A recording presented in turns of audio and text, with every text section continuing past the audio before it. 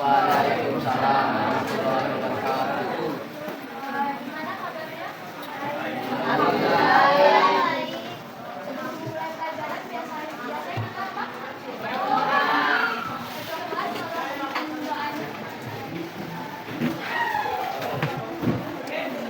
Doa mulai.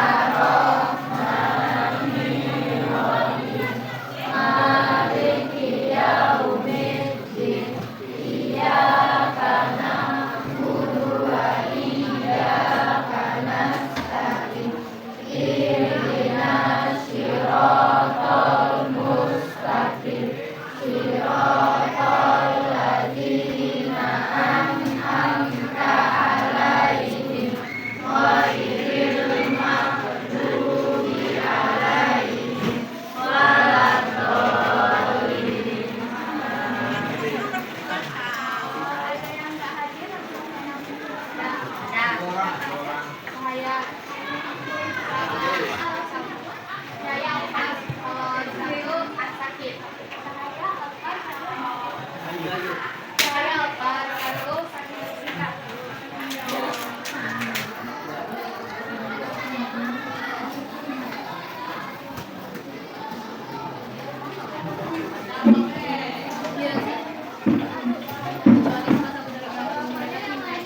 Belajarnya semangat ya, walaupun yang lain ada yang sama.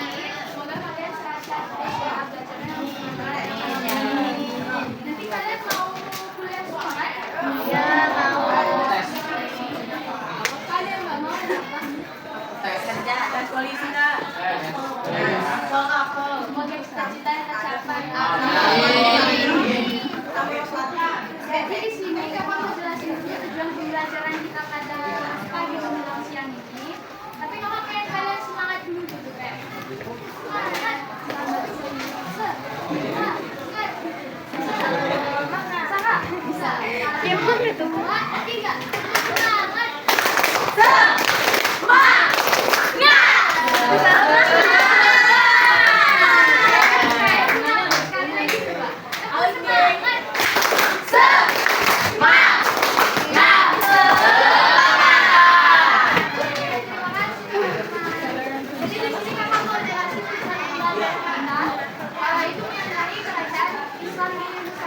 jadi yang pertama itu maksudnya kerajaan Islam dan bagaimana kerajaan agama Islam di Nusantara. Yang kedua itu mengenai kerajaan-kerajaan Islam yang ada di Nusantara. Dan yang ketiga kalian harus mampu mengetahui tentang bukti dari peninggalan kerajaan Islam yang ada di Nusantara saat itu.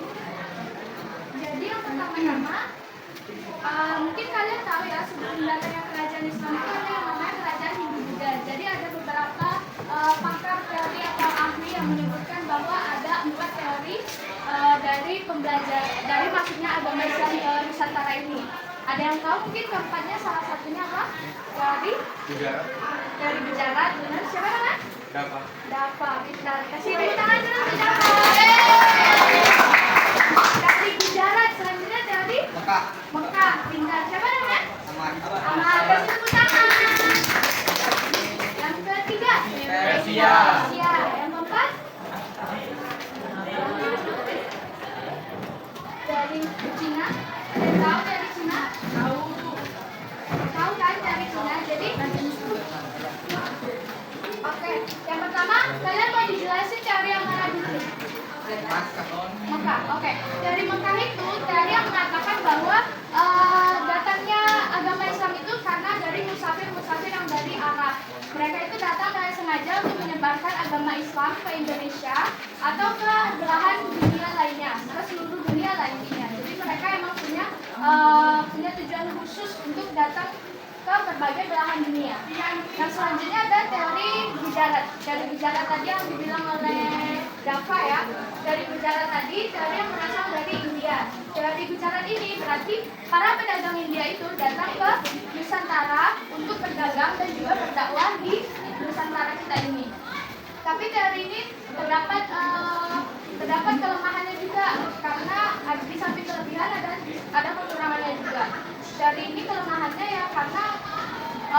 banyak yang bilang, terutama Buya Hamka itu lebih mendukung dari masuknya agama Islam ke Nusantara itu adalah teori Mekah, bukan teori dari Gujarat ataupun dari India. Yang selanjutnya adalah teori dari Persia. Teori Persia ini kenapa dikatakan ada teori Persia? Karena ada kesamaan budaya tradisi Islam antara Indonesia dengan Persia. Contohnya itu tradisi 10 Muharram. Di Indonesia itu kan ada tradisi Tauhid 10 Muharram, terutama itu di Sumatera Barat. Terus kalau di Persia itu juga ada tradisi 10 Muharram seperti yang kita laksanakan. Terus ada makam yang dengan gelar-gelar sultannya itu sama di Indonesia dengan di Persia. Terus ada lagi teori Cina. Teori Cina ini kalian tahu mungkin peran besarnya siapa tokoh yang mempunyai peran besar dalam teori Cina ini? Mungkin ada yang tahu? Belum ada yang tahu ya? Jadi teori yang apa itu peran yang besarnya itu tokoh yang memerankan apa sih? Tokoh pemeran yang terbesar itu adalah Laksamana Cheng-ho. Laksamana Cheng-ho itu adalah laksamana yang berasal dari Tiongkok yang datang ke Indonesia, khususnya bagian Pulau Jawa, dan kemudian dia itu mendirikan sebuah kelenteng.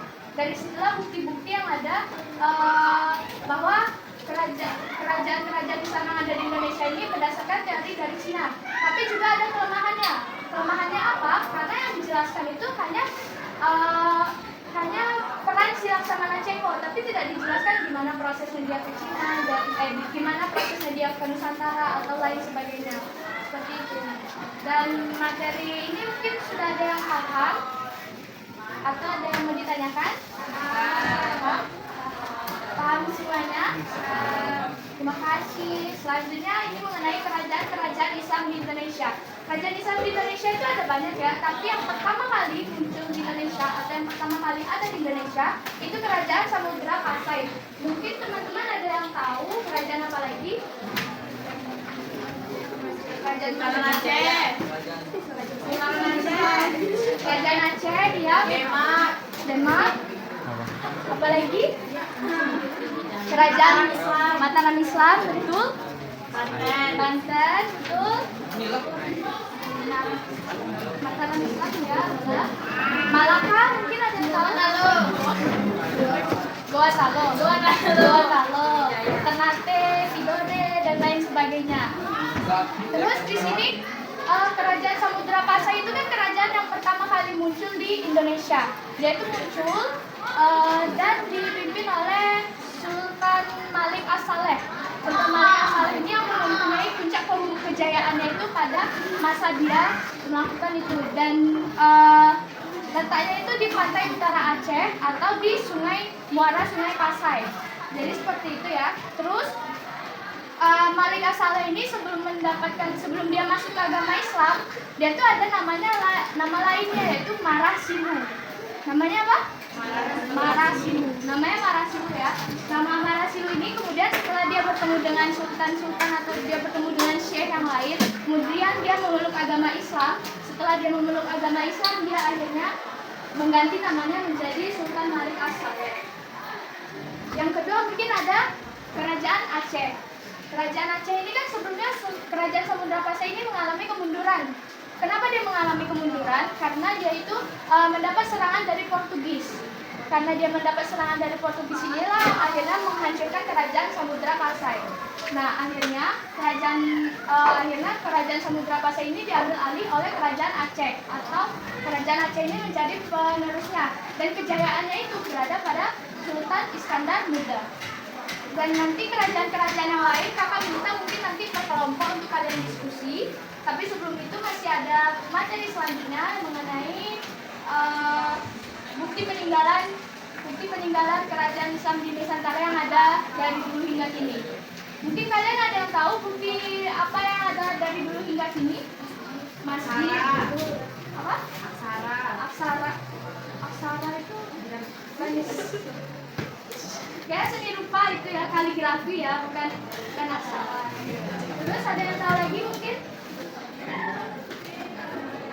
Ada yang tahu lagi mungkin dari keraton. Kalian ada yang tahu keraton apa yang masih ada di Indonesia? Nah, itu Keraton Jogja. Terus ada apa lagi? Makam. Ada makam itu ada namanya makam Fatimah binti Maimun. Itu masih ada hingga sekarang ya. Terus ada lagi seni rupa seperti yang disebutkan tadi itu kaligrafi ya, bukan aksara. Terus ada lagi seni sastra. Seni sastra ini ada syair. Terus ada juga tradisi-tradisi seperti yang tadi kakak sebutkan kayak 10 Muharram. Itu kan ada di Indonesia dan juga ada di Persia. Terus ada seni pertunjukan. Kalau zamannya Hindu-Buddha itu kan seni pertunjukannya itu berupa dari Ramayana, kayak Brahmana dan lain sebagainya. Tapi kalau di zamannya agama Islam ini berupa dari hikayat-hikayat atau hikayat Hima Pancawara seperti itu. Terus kayaknya segini aja yang bisa nggak jelasin. Jadi kakak mau minta kalian per kelompok, mungkin dari kelompok 1, 2, 3, 4 1, 2, 3, 4 gimana biar dapat nomor? Ya, satu kelompok sama orang. Kalian udah ada kelompok ya Kak? Sebelumnya? Boleh? Boleh, project. Nah, kelompok project kalian tuh kan ada kan? Nah, kalian duduk sesuai kelompok project aja. Biasa lagi. Atau mau hitung 1, 2, 3, 4.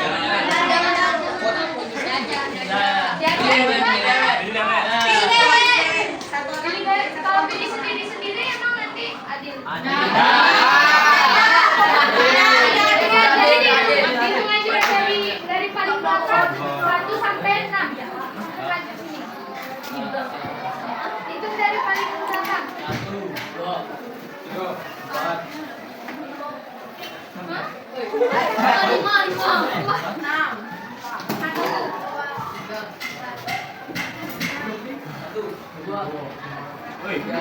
Hah?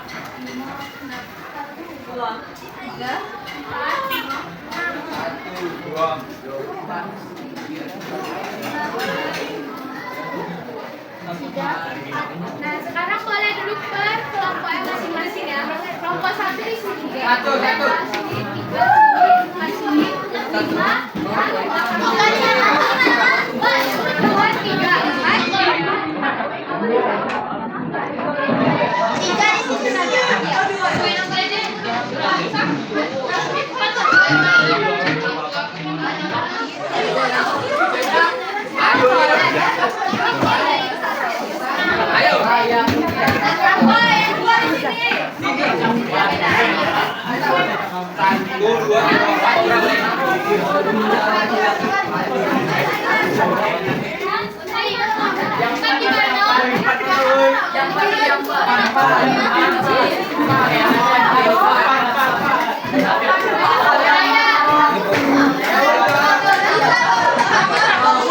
Belajar.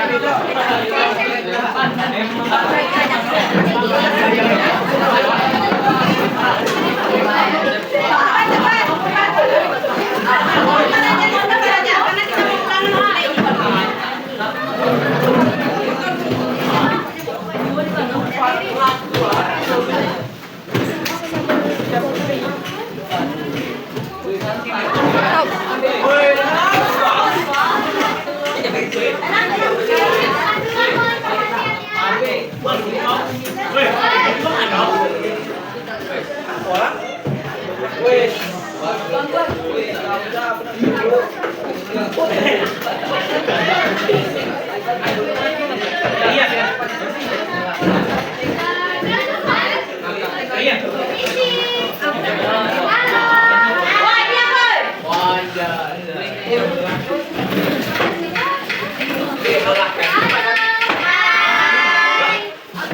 Jadi di sini kakak minta waktunya 5 menit aja kalian kerjakan. Boleh lihat internet.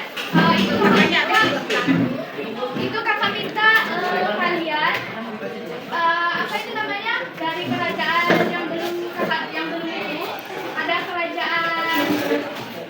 kerajaan Aceh, kerajaan kelompok 1 kerajaan Aceh, kelompok 2 kerajaan Demak, kelompok 3 kerajaan Mataram Islam, kelompok 5 kerajaan Banten, kelompok 4 kerajaan Banten, kelompok 5 Gorontalo, dan yang terakhir Ternate. Kakak minta kalian diskusi dan presentasi nanti ya mengenai hasilnya itu apa itu masa kejayaan dan juga masa kejujurannya. Waktunya 5 menit aja ya. Mulai dari sekarang. Boleh pakai 5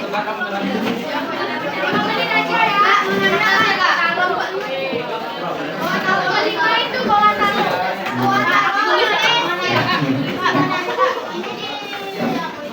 Diskusi kertas sebar. Nanti kalian kira ini lagi ke depan. Oke, ini ya. Kalian Mataram Islam.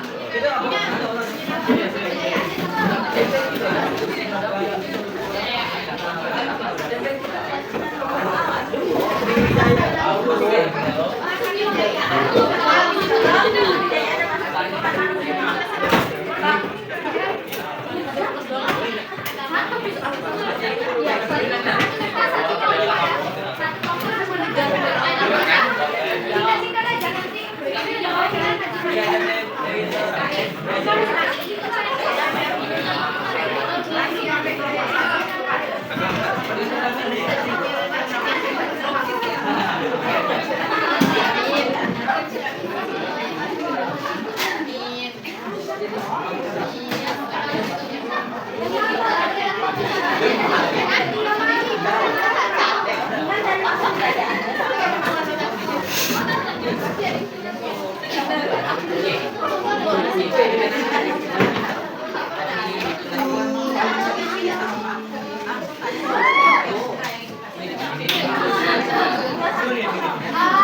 Siapa kelompoknya yang udah? Kelompoknya yang udah siapa aja? Karena kalian ini mengingat waktu, kalian bentar lagi mengulang. Ulang siapa? Ayo, singkat aja nggak apa-apa, masa kejayaan dengan masa peruntukannya. Nah, ditulis juga nggak apa-apa dia di HP. Satu perwakilan aja. Kelompok 1 mungkin udah ada yang maju. Kelompok 1.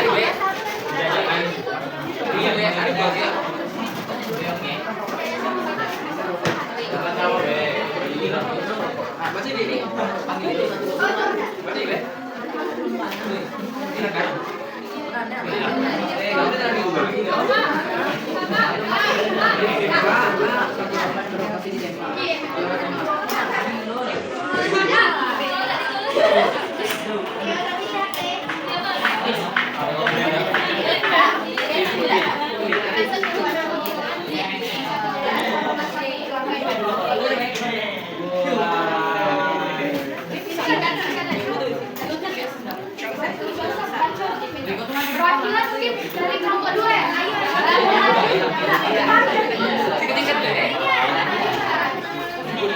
Halo. Kelompok 2 udah mau maju ya? Ayo maju perwakilannya. Perkenalan dulu, terus maju perwakilannya. Disingkat aja. Kelompok 1 HP.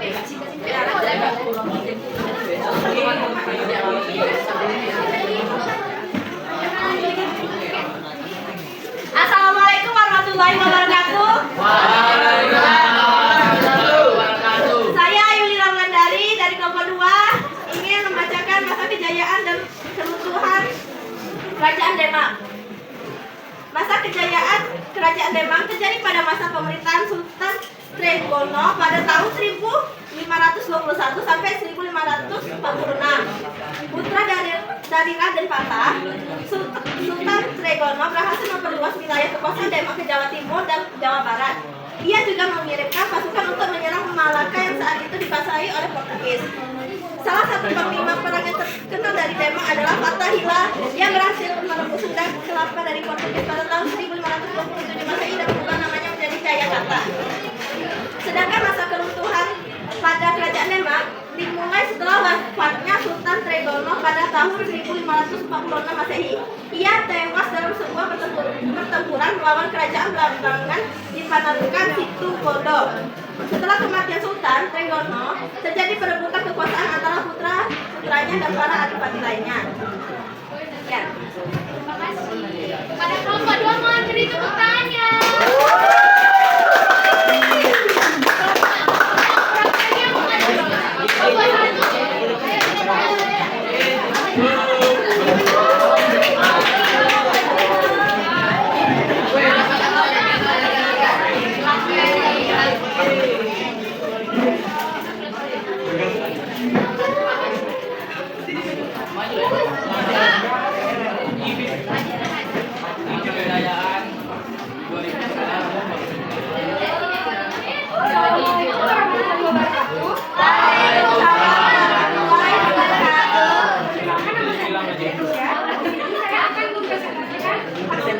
Kerjasama kelompok 1 yang membahas mengenai sejarah kerajaan Aceh.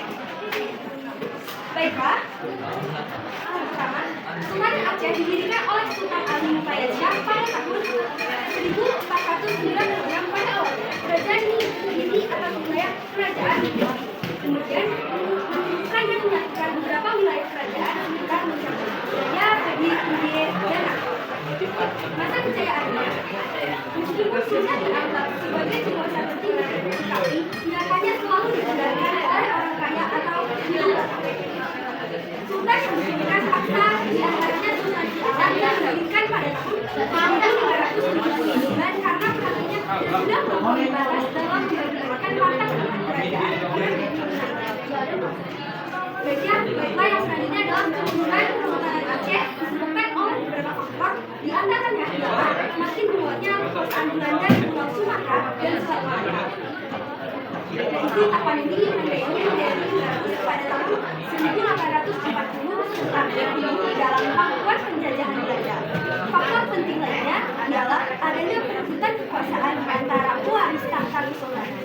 Baiklah, mungkin itu saja sejarah singkat dari Kesultanan Kerajaan Aceh. Maka dari itu, saya sebagai perwakilan kelompok 1 pamit undur diri. Saya akhiri dengan wassalamualaikum warahmatullahi wabarakatuh. Waalaikumsalam warahmatullahi wabarakatuh.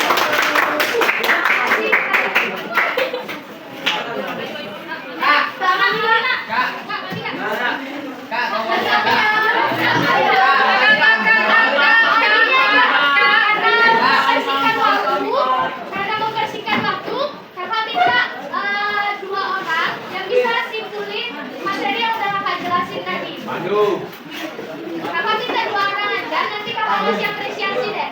2 orang mungkin siapa yang maju? Kalian kakak minta kesimpulan mana yang kakak ajarkan atau kalian bacakan tadi, tapi tanpa melihat HP ya. Tahu lah yang masa. Tahu lah Jo yang Siapa yang berani maju?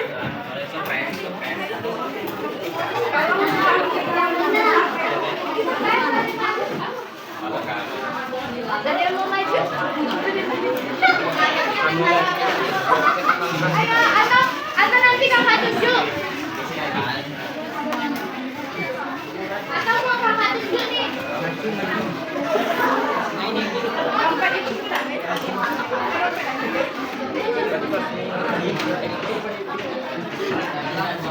Wah, bisa.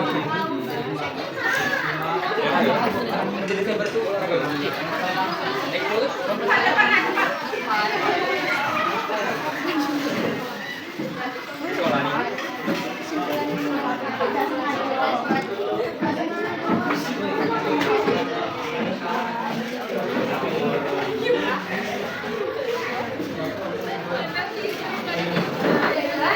Saya akan mengambil kesimpulan dari yang Kak sampaikan tadi, yaitu sejarah masuknya Islam di Nusantara atau ke Indonesia mempunyai 4 teori. Yang pertama teori sejarah, teori Mekah, teori Cina, dan juga teori Persia.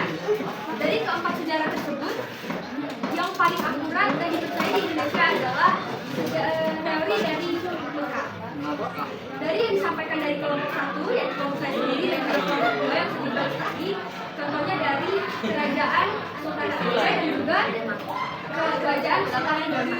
Oke, maka dari itu kesimpulannya adalah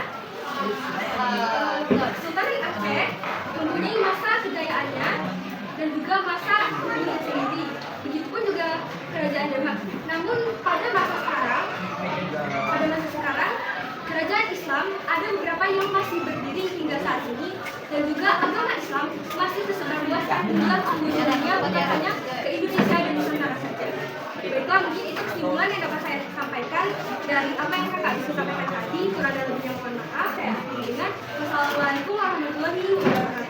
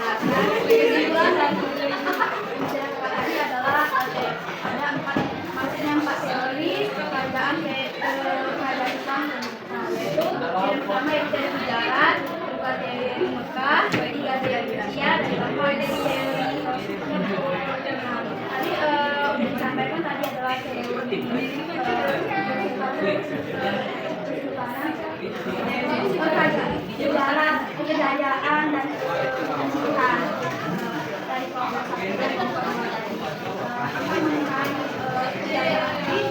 dari kelompok kejayaan kerajaan Demak dan kami tadi adalah kejayaan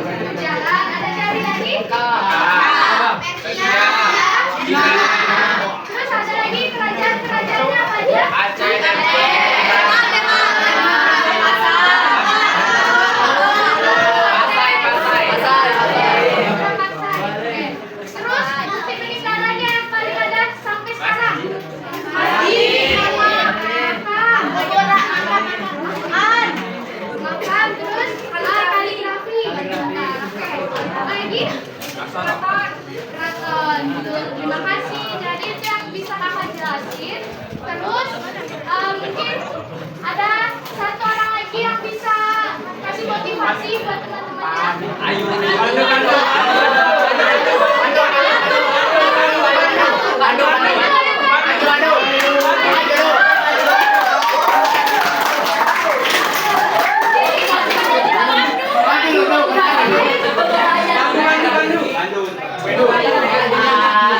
Pandu.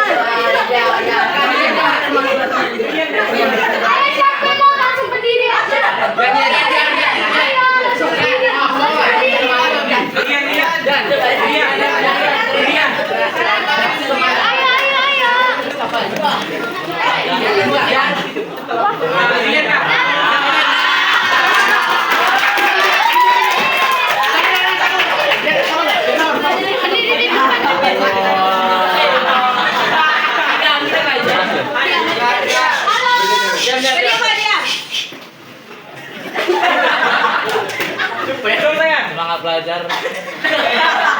Semangat belajar lain.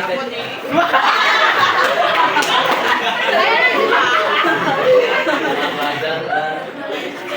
Lain kita. Enggak sendiri bisa sendiri.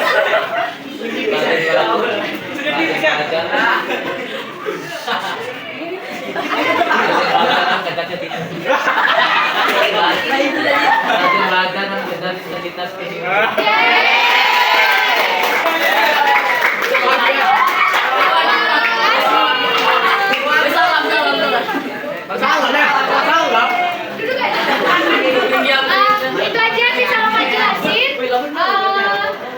Itu yang bisa Bapak jelasin dan juga materi hari ini mengenai kerajaan Islam Kakak dulu. Dan diakhiri dengan doa. Kakak mohon pimpin doanya. Siap doa mulai.